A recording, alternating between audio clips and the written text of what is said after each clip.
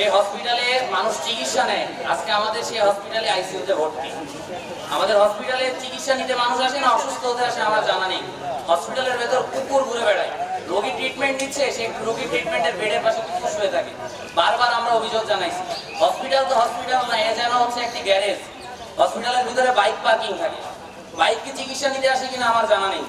হসপিটালটা যেন অটোর এক বিরাট বড় গ্যারেজে পরিণত হয়েছে। হসপিটালে ডানে বামে মানুষ দেখা যাক তো না যাক, কিন্তু অটোর অভাব নেই। আপনারা এখানে দেখতে পান, আমার মনে হয় এখানে আমার ছোট করে একটা অটো গ্যারেজ দিয়ে দিলেই মনে হয় হসপিটালের থেকে ব্যবসা ভালো। এখন আবার আমরা বলতে চাই, হসপিটালে আমাদের ডাক্তারদের তো ব্যবসার শেষ নেই। আমাদের দুইজন ডাক্তার, ডাক্তার রুহুল আমিন খান, তিনি আসেন সপ্তাহে 2 দিন, সোম এবং মঙ্গলবার, কিন্তু রেজিস্টারে তার নাম 7 দিনই সিগনেচার করা থাকে। তার কোন প্রেতাত্মা এসে সিগনেচার করে দিয়ে যায় আমার তাও জানা নেই। আরেকজন ডাক্তার আছে, ইনারই ভাই, সে ডক্টর মিলন সাহেব। ওনার হাজিরা খাতাটা আমি দেখলাম, মে মাসে ওনার তো নামের তালিকায় একটা সিগনেচারও নাই। বসে বসে কি উনি বেতন নেন? উনি কি ডাক্তার না নবাব আমার তাও জানা নেই। নগদ পেমেন্টে 500 টাকা পর্যন্ত ক্যাশব্যাক, আর লেনদেনে প্রতিদিন ডিপ ফ্রিজ এবং ঘন্টায় ঘন্টায় এসি টিভি সহ দারুণ সব গিফট। হসপিটালে ডাক্তার রোগীরা আসে ট্রিটমেন্ট নিতে, হসপিটালের রোগীদের নার্সদের ব্যবহার, নার্স যেন নার্স না, সেই এক এমবিবিএস ডাক্তার। নার্সদের দখলদারি দেখলে মনে হয় চাঁদাবাজ তো টেম্পো স্ট্যান্ডে হয় না, চাঁদাবাজ তো হসপিটালেই হয়। একটা ইনজেকশন করে দিবে 50 টাকা, নিচে তাদের হাত চলে না। এবং একটা এক্সরে করে দিবে 200 টাকা না দিলে নাকি এক্সরে মেশিন কাজ করে না। এক্সরে মেশিন আসলে 200 টাকা নেয় না, এক্সরে মেশিনের বিদ্যুৎ বিল 200 টাকা আসে আমার তাও জানা নেই। হসপিটালে আমাদের দেখি ডোপ টেস্ট হয়, আমার ভাই একটু আগে বলছিল ডোপ টেস্ট হয় হসপিটালে 2 বছর। ডোপ টেস্টের কোনো কিট আসে না, তাহলে ডোপ টেস্টটা কিসের মাধ্যমে হয়? এটা কি পানি দিয়ে ধুয়ে ডোপ টেস্ট করে? আমার তো এই সম্পর্কে ধারণা নেই। যদি ডাক্তার হতে পারতাম তাহলে অবশ্যই দেখতাম হসপিটালে কিসের মাধ্যমে ডোপ টেস্টটা সম্পন্ন হচ্ছে। আবার হসপিটালে আমাদের সরকার রোগীদের জন্য ফ্রিতে যেন তারা সেবা পায়, কম দামে যেন তারা তাদের পরীক্ষাগুলো করতে পারে, সেজন্য মেশিন দিয়েছে। এই মেশিন কি নামে দিয়েছে না কাজে দিয়েছে আমার তো জানা নাই, কারণ হসপিটালের মেশিনগুলো তো পড়েই থাকে। পরীক্ষা তো হয় ডায়াগনস্টিক সেন্টারে। এবং দালালদের, আমার তো মাঝে মধ্যে হসপিটালে এসে মনে হয় এখানে ডাক্তারের থেকে তো দালাল বেশি থাকে।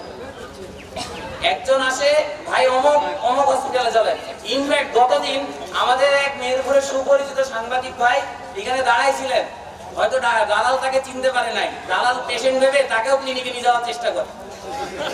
সাংবাদিকও এর মধ্যে থেকে রেহাই নাই। তিনি একজন আমাদের ন্যাশনাল নিউজের সাংবাদিক, গতকালকে তাকেও দালাল ধরে ক্লিনিকে নিয়ে যাওয়ার এক আপ্রাণ চেষ্টা চালায়, কিন্তু চেষ্টাটা ব্যর্থ হয় যখন সে জানতে পারে তিনি সাংবাদিককে টপ দিয়ে ফেলছে। আমি আজকে আবারও বলে দিচ্ছি, যদি আজকে তো আমরা মানববন্ধন করতেছি, যদি অতি দ্রুত সমস্যাগুলোর সমাধান না হয়, আগস্টে যেমন দালালদের হসপিটাল থেকে বের করে দেওয়া হয়েছে, আমরা কিন্তু আবারও এই জুলাই আগস্টকে আবারও আমরা টানতে পারবো। জুলাই আগস্ট আবারও আসবে, মায়েরে পিঠের চামড়া থাকবে না হসপিটাল। আবারও বলতেছি, 1 মাসের ভেতরে যদি সমাধান না হয় তাহলে আমরাও আছি এখানে, হসপিটালও এখানে আছে, আপনারা এখানে কিভাবে থাকেন সেটাও আমরা দেখবো। মেহেরপুরের যে অল্প সংখ্যক জনবলের জন্য যে পরিমাণ ডাক্তার এখানে প্রয়োজন, তার সেই ডাক্তারের 10 ভাগের 2 ভাগও ডাক্তার এখানে নাই। আবার যে পরিমাণ নার্সের দরকার সেই পরিমাণ নার্সও এখানে নাই। বিগত দিনে আমরা লক্ষ্য করেছি, এখান থেকে আউট করে যেভাবে গরিব মানুষের সেবার জন্য ওষুধ দেওয়া হতো, আমরা বিগত 2-3 মাসে লক্ষ্য করেছি এখানে প্যারাসিটামল ছাড়া সাধারণ একবার নিম্ন আয়ের মানুষ এখানে আর কোনো ওষুধ পায় না। কথা হলো, এই সীমাহীন দুর্নীতি এবং ডাক্তারদের অসহযোগিতা, এখানকার যে ব্যবস্থাপনা পরিচালক আছে তার অনুপস্থিতি এবং এই প্রতিষ্ঠানের প্রতি তার অদৃষ্টিতা, এটা অত্যন্ত দুঃখজনক এবং লজ্জাকর। আমরা সাধারণ জনগণ হিসেবে এই দুরবস্থা কখনোই মেনে নিতে পারি না। আমি যশোর হাতে হসপিটাল নিয়ে যাই এবং সেখানে মাত্র 10,000 টাকা বিনিময়ে আমার ট্রিটমেন্ট করা। তো এখানে আমি ট্রিটমেন্ট না করাইতে টেস্ট করতে 20,000 টাকা শেষ।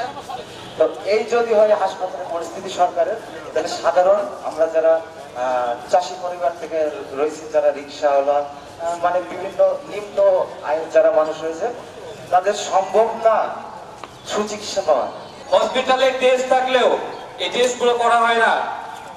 এর আগেও হাসপাতালে 9 কোটি টাকার ওষুধ আর স্বাস্থ্য সরঞ্জাম এক রাতের মধ্যে বিক্রি হয়ে যায়, সেটার জন্য জিজ্ঞাসা করা হলো, বড়জন নাকি জানেন না সেই বিষয়টা। প্রিয় বন্ধুগণ, এই চিত্র কারো আমাদের অজানা নয় যে কৃষক খাদ্য উৎপাদন করে, যে শ্রমিক তার শ্রমের মাধ্যমে মানুষের সমস্যাগুলো সমাধান করে, যেই রিক্সা চালক সেই মানে গরিব রিক্সা চালক রিক্সা চালায়, এই তাদের সমস্যার জন্য আমাদের এই সরকারি হাসপাতাল, তারাই যদি এই সেবাগুলো ঠিক মতো সঠিক সময় না পেয়ে থাকে, তাহলে আমাদের হসপিটাল থাকার চাইতে না থাকাই ভালো। আমরা হসপিটালের তত্ত্বাবধায়ককে এবং সংশ্লিষ্ট ব্যক্তিবর্গকে আমাদের এই জবাবদিহিতার আওতায়